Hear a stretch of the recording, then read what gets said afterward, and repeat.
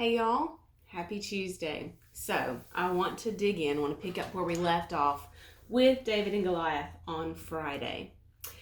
Nonsense.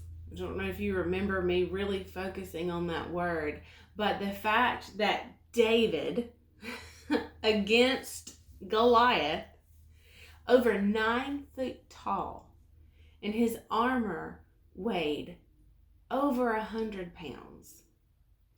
I forget the exact, but his armor, it was 125 pounds, 150 pounds. Okay. And he didn't even carry his shield. He had someone carry it for him.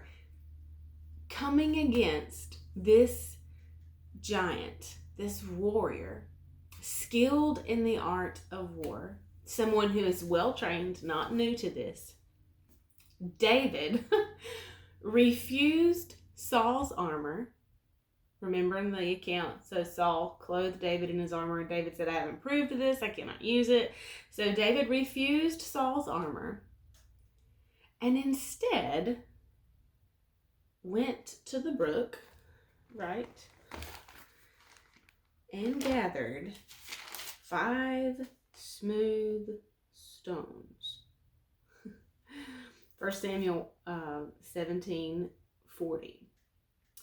Then he took his staff in his hand and chose 5 smooth stones out of the brook and put them in his bag, in his pouch, and his sling was in his hand, and he drew near the Philistine.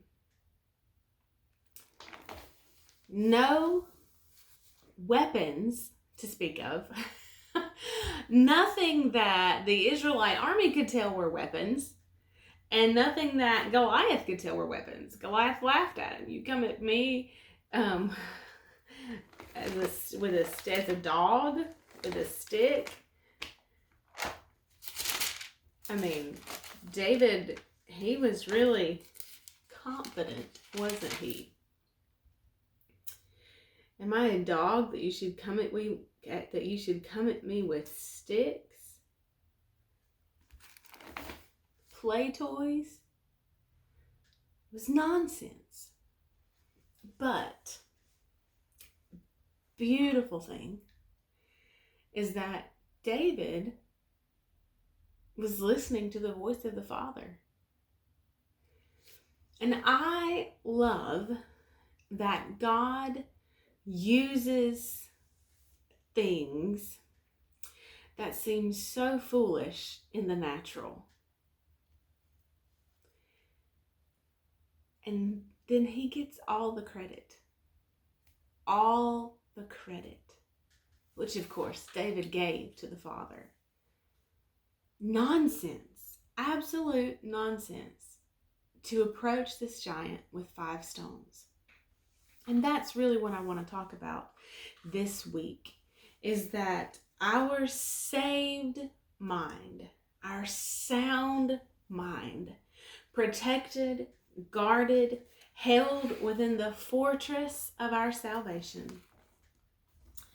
It has to be renewed to the truth that things are not as they look in the natural.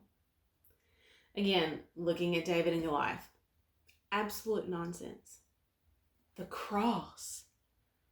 Absolute nonsense. The cross was a symbol of shame. I mean, it could be no more shameful than the cross. And yet that is what the Father used to bring our salvation. To the Gentiles.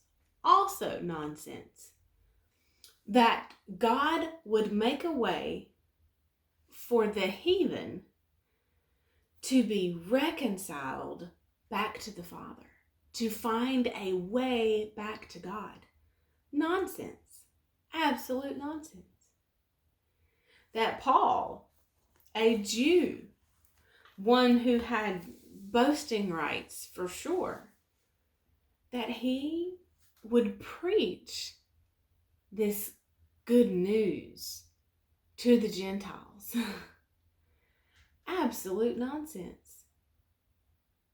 That Christ set us right with the Father, that we have direct access to the Father, that we no longer have to go through rituals and rules and the law, that we could come boldly to the throne room?